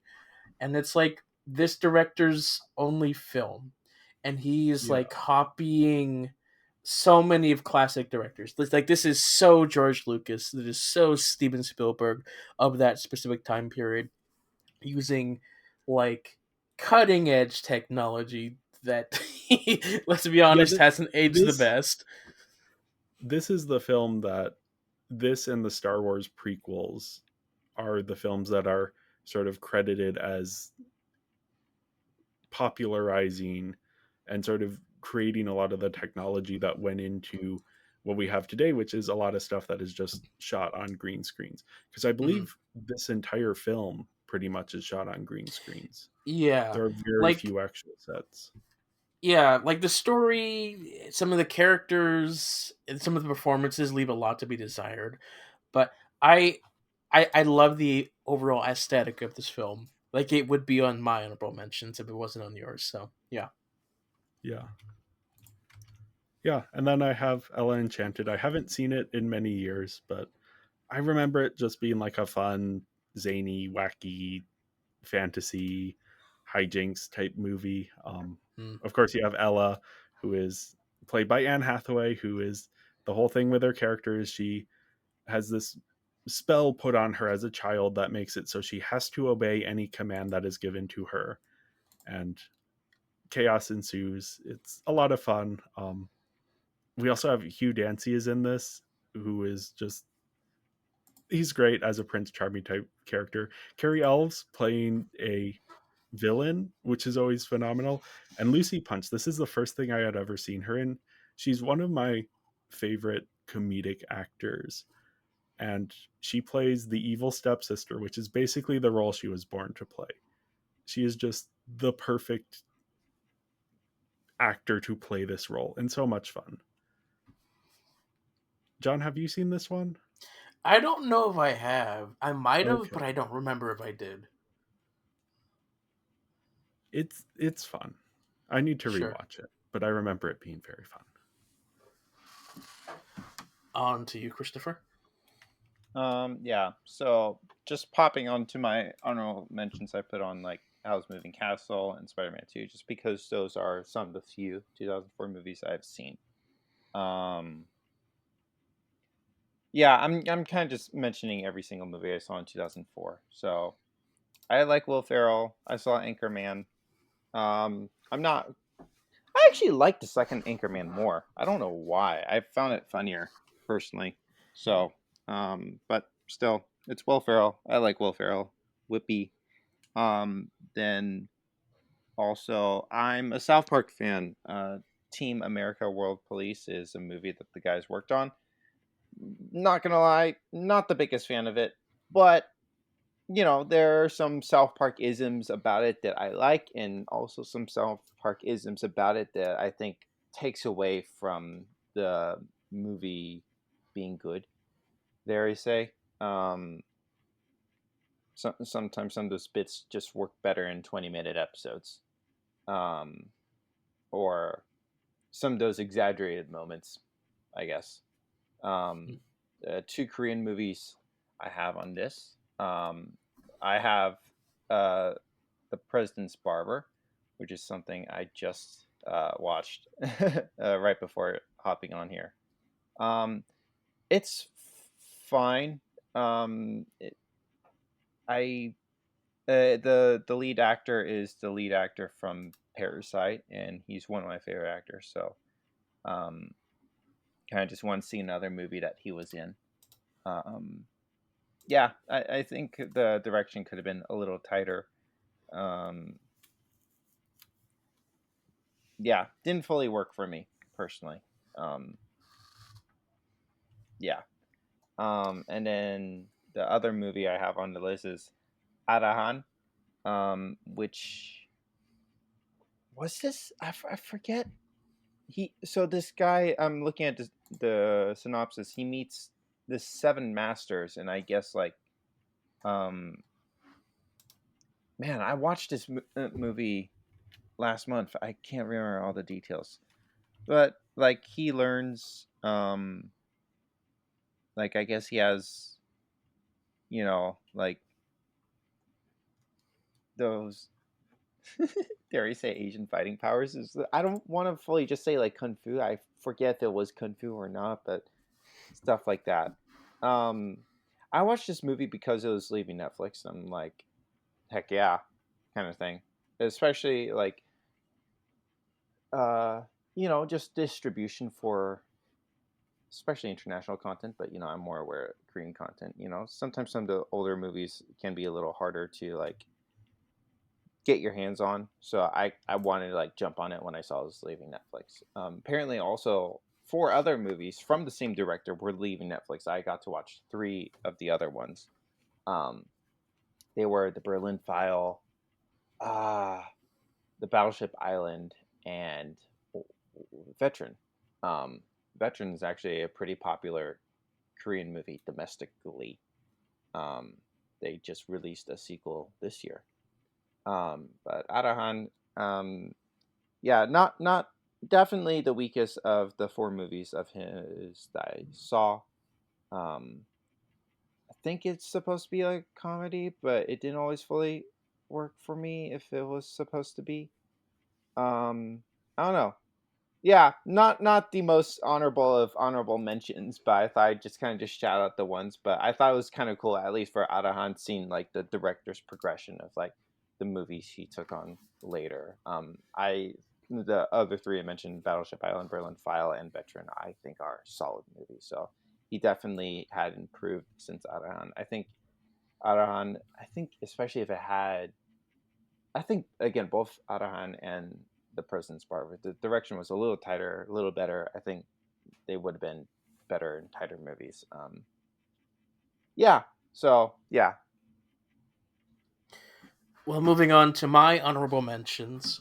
The first one is one that we briefly talked about. It's Million Dollar Baby, which is basically, the sports underdog film, except this one has a twist to it that makes it an Oscar film. So, yeah, it's also Clint Eastwood. So, if you enjoy his grim perspective of things, then it's for you. Yeah, Do you have this was anything to? way more grim than I was expecting it to be, even knowing going in that I was aware of the reputation it had, but did Mm. not realize that that was the direction the story was going to take. And for how long it takes that direction, it was like, it's a difficult one to watch at times. Oh yeah, like I want to rewatch it, but I also like, I don't know if I want to because of that twist. Um, yeah. Then moving on a lighter note, we have National Treasure with Nicolas Cage, who steals the Declaration of Independence to like find some lost treasure or something. It's fun. It's wacky Disney lighthearted treasure adventure for the kids and families.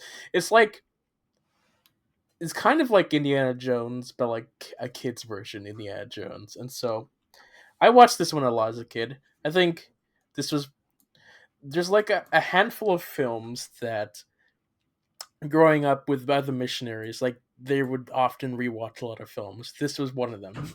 So yeah, have you seen this one, Jay? Yeah, this is. I used to play National Treasure on the playground with friends, so There's a game. weird What? movie to. Oh no, just like play out the movie. Oh, okay, Like, interesting. you're sneaking around places and being like, "Oh, we're in National Treasure," as kids do. That is such a random film to do that with, but okay. Uh, It is. I will not dispute that. then we have Bionicle 2: Legends of Metro Nui, my favorite of the trilogy of that time. We have a whole Barbie podcast episode on it that you can go check it out. It's got Total Legend.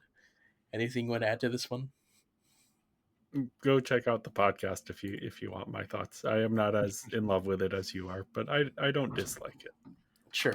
And then we got Hellboy 2004, starring Ron Perlman and directed by Guillermo del Toro.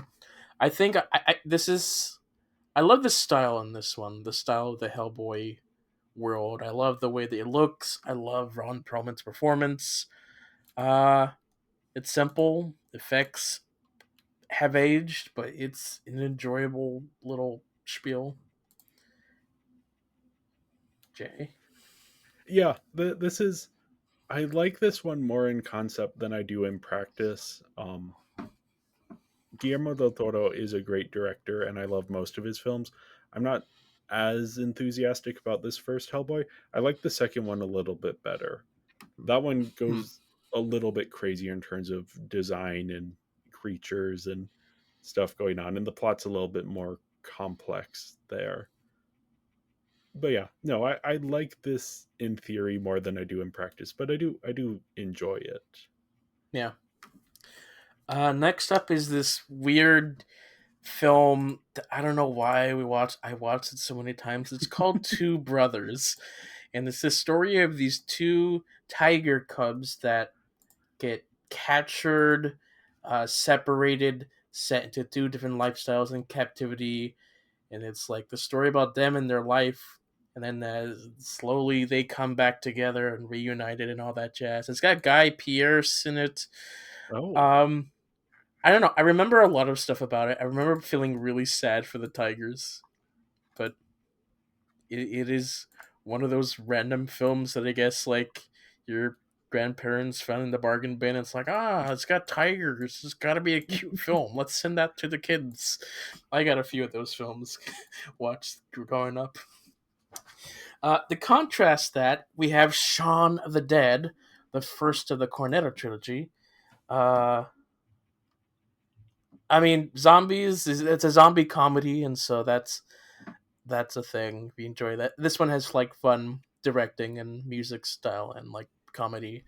I remember the trailer for this one the most, because it played on some DVDs, and so I was like, that's interesting. I never thought about it. I actually watched it the first time because I borrowed your DVD, Jay. okay, yeah. This is one I need to revisit because I remember liking it a lot, but I also haven't seen it in many years.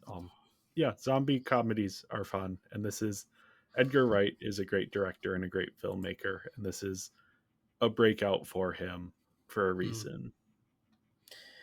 And the last honorable mention I have today is The Day After Tomorrow. It's a Roland Emmerich weather disaster film. I think when I saw this for the first time, this was like my first ever disaster film, and I like really Oh, loved it. So this is my favorite disaster film. Like I love the idea of like cold weather, freezing, flood, and all that stuff. Um, it's like why? Yeah, I don't know what else to say about that. This was a fun film. I watched this film the day after the 2012 Apocalypse Day. I thought it was oh, a perfect. It's like we didn't die in 2012. I guess I'll watch this film because it's the day after tomorrow. So yeah, have you seen this instead one? of the 2012 movie that also I think was a Roland Emmerich. It I was I another. have seen this one. We watched this in English class. Oh, was I there for We that? Yeah, because this was the one that we did the big video project for. Because this was the man versus nature example.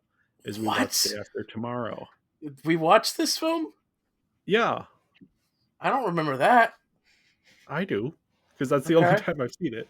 Yeah, no, I Is I this why don't. we did Tornado Quake? Yeah, I don't know if this is the thing that inspired Tornado Quake, but it is the same class that we did Oh, Tornado Quake for. okay. Interesting.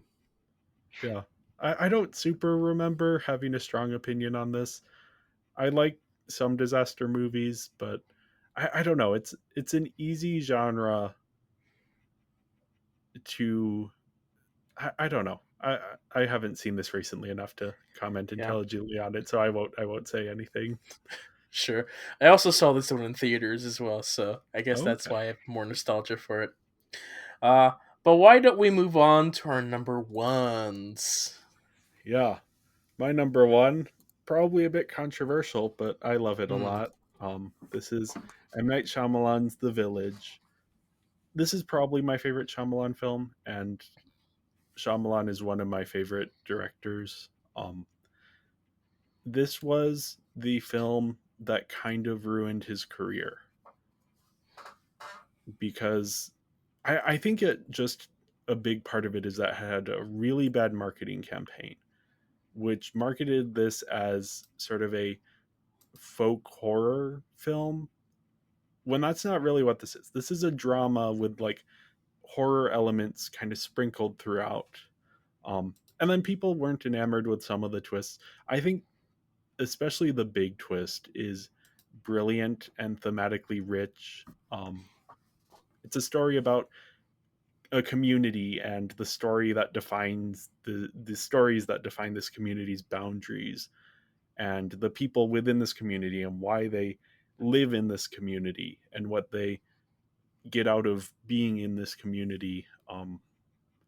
It has some romance elements. Bryce Dallas Howard plays a blind woman who has this romance with Joaquin Phoenix's character, and there's more going on there and stuff that happens with that relationship that then complicates it. But I mean, Bryce Dallas Howard is phenomenal in this role. Just it's unfortunate that she hasn't had a bigger career acting wise. She has done quite a bit of directing as well as her performances, but here she is so good in this role. Completely sells everything about it.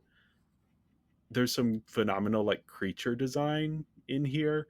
Fantastic score, fantastic cinematography. M. Night Shyamalan is always really good at visual storytelling. Um, yeah, no, this just has like some really resonant themes that I can't really get into because that would spoil the twist. Though honestly, Yeah. this is one where I think if you know the twist going in, it might work better because I knew the twist going in, and so I knew how to approach the film, and I think I got more out of it than if I hadn't known the twist going in because it is a rug pull that I think a lot of people did not like bounced off of when it happened. Hmm. Um, Phenomenal performances. Sigourney Weaver's in this. I mean, there's so many great performances in here, except for Adrian Brody. His performance is so bad. It's no. They should have taken away his Oscar. They should have made him give his Oscar back after this performance. It is so bad. So I've only ever seen this film once, back when it came out in theaters, and it traumatized me as a kid. The monster that comes out to see red or whatever, and Yeah. so it's it gave me nightmares, and I still haven't watched it since because I was like, I don't want to spoil that memory or something. Maybe I'll see it one day. But yes, Shyamalan is like one of those directors. Like if I saw any of his films as a kid, they always traumatized me. So They Signs, are scary. Signs in Like, this one, yeah. they were scary and they traumatized me. I have no idea why my mother took me to see this one in theaters. Oh, that's incredible. Yes, Kill Bill, and now this. They obviously didn't have the synopsis or like parents' guide back then that they would read, so they just like, oh, they'll bring it on. You know, it'll be fun for the kids. Did you see Lady in the Water No, in theaters? Okay, because no, that's the most kid friendly film of his. Although that one also has some scenes of intense tension. all right. But yeah, that's what I have to say Christopher. about The Village. Well, I'll say with The Village, I find it interesting because I feel like a handful of people, like you, Jacob, you're the first person I heard to say otherwise. But like how, um, people say it's a movie you can only watch once because once you know the twist, you can't really watch it the same or something like that. Like that's so weird. I mean, like I know there are definitely some movies that kind of are that way, but at the same time, I don't know. Yeah, So like I feel like this movie has been one of those movies where because of everyone saying that, I've always kind of never wanted to watch this one casually, I guess, like the right time kind yeah, of. But also like I like hearing what you said that you knew the twist going into it and it worked for you. So like yeah, I don't know. It's weird to hear people say you can only watch it once. I'm like, that's weird. yeah. I will say, don't put too much import on it because Uh-huh. it is. Yeah, I love it. I think it is a very easy film to have the wrong expectations of going in, and it's very hard to explain it without spoiling too many of the details. Hmm. But yeah, no, this is. I would say even knowing the twist actually maybe prepares you a little bit more for where it's going and what it is about. Hmm. And you learn a lot of like the twist reveals a lot of character motivations that then you can go back and look at how things happen in the first part of the film and be like, okay, that I understand things that didn't make sense if I didn't know the twist. So Hmm. yeah, yeah, Um, my number one movie is The Incredibles. Um, John already added this list, so I kind of said my spiel, but again, incredibly delightful. I cannot believe like how much I enjoyed this movie. Um, yeah. Also, I was just like looking at like some of the movies I have like at 4.5 stars. Pixar's crazy, man. What the heck? Like, Wally's my favorite movie. The Incredibles is up there. I love the Toy Story trilogy. Like, man, Pixar, they had a run. I've not seen all their movies, so I'm not necessarily one to say new Pixar is bad, though I definitely know am somewhat aware, their quality has declined and haven't necessarily matched their glory era. But man, what a run they had with, Toy Story and Incredibles and Pixar. Like that, it's absolutely nuts. yeah. This run of theirs in the early in the 2000s up until like 2010 is phenomenal. The attention that they paid to storytelling and character, and yeah, I think part of it is just like new Pixar isn't necessarily worse; it just feels different. So if you want that old Pixar feeling back, you're not gonna really ever get that back. That era is gone. But no, you go back and you watch these, and even though the animation hasn't always aged perfectly, the storytelling and the characters are so compelling. And then also, I thought I just mentioned because you did mention the sequel. Um, yeah, so I decided to watch them back to back because I really liked the first one. So the Yeah. next day I watched the second one, and yeah, the second one didn't really work for me. I don't fully know how to explain it because it's been long enough, even though it was earlier this year. It's been long enough that I don't fully know how to quantify it. Wasn't It was weird because there are elements where I'm like, I thought they did really well, and then other moments I'm just like, I don't. It's missing the juice. So, but yeah, but the first one, incredible. I also just really liked the uniqueness of the villain in Frozone here, who has a really Syndrome. cool scheme, and it's like a scheme that makes sense. It's like, okay, I'm gonna sell off these abilities, and then the idea of the superhero is gonna go away. I found that really interesting. Yeah, no, it's an interesting element to take, and it works Mm, really well within the world that the film has created. yeah. Moving on to my number one, which again, this and my number two they can switch, but I chose for my number one the third Harry Potter film, The Prisoner of Azkaban. Often this is like stated as the best Harry Potter film. My personal favorite is the fourth one, but I think when watching this one again, after like some context and learning some history, it's like, okay, yeah, this is probably the best made Harry Potter film for a lot of different reasons. It's made by a director who I cannot remember his name. I Alfonso think Cuarón. he did Gravity, correct? Yeah, yeah, Gravity, Children of Men, Roma, I Yeah, think, as well. yeah. A lot of the sentiment behind this direction is that like this film really understood what it's like to be a teenager of this age or like a preteen, and so the direction really follows all of that. I also found it fascinating that this is like the only film really not to involve the main villain of the series, Voldemort. It's kind of its standalone thing. It's about finding family. Not really, but yes, you know what I mean. Yeah, If yeah. you do, yeah. But it's just yeah. No, I remember this one being advertised. I remember seeing like behind the scenes in like kids magazines. It's like, huh, these creature designs are interesting. Um, I think I appreciate this one more as an adult than I did as a kid. But yeah, this one also has a cool thing with time travel that I enjoy, which is probably why it's at my number one because I do enjoy some time travel shenanigans.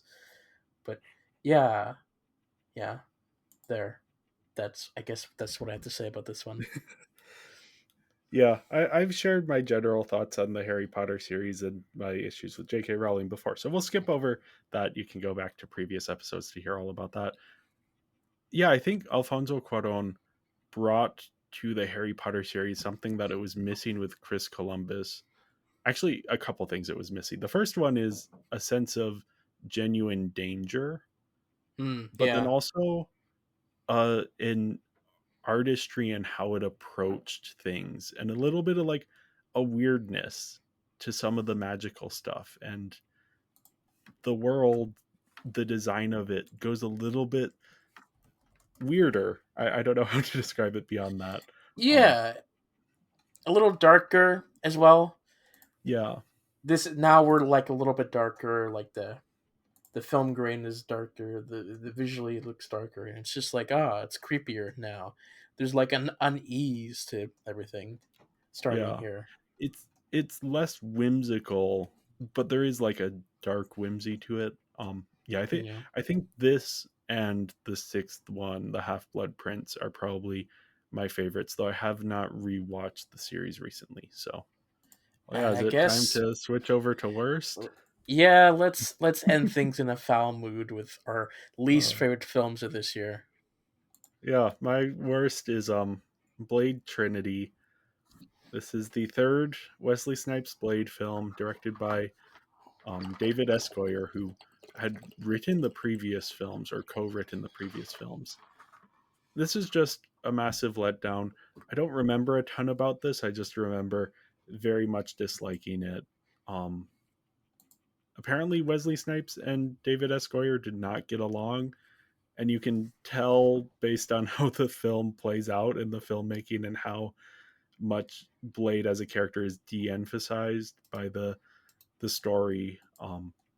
They bring in Ryan Reynolds and Jessica Alba to play, or no, Jessica Biel to play these supporting characters from the comics.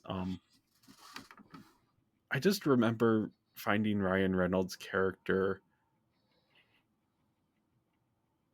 distasteful in just the way he approached not Ryan Reynolds the actor, but the character, the way the character approached things.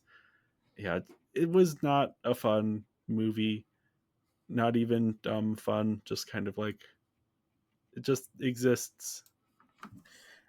I think I enjoyed this in like a dumb fun way. I don't really remember any details about this film, but I remember thinking it was an enjoyable ride, but it was not a good film or something. I don't know. Yeah, I I don't don't know. remember. For me, Blade 2, the Guillermo del Toro one, is just such a high watermark for the series. And this one is such a major letdown that yeah, I don't even really remember much about it. That is how little this has stuck with me. Yeah, All right, that's all I have to say. Christopher.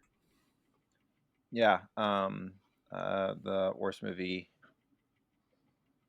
I'm going with a movie called Love So Divine. I was made aware of this movie about a year ago, and for me, I've always kind of found fascination of.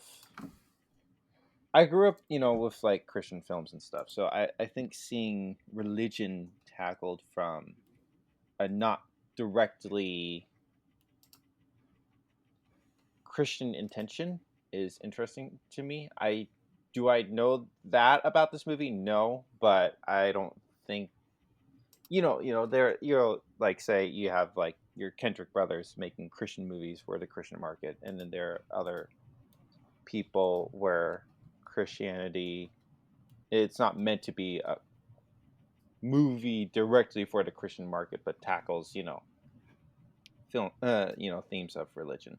This one is actually Catholic, not Christian, specifically. So that was something I actually was not aware of going into it. So I think I was a little taken back from it, but I don't think that really would have changed my opinion that much.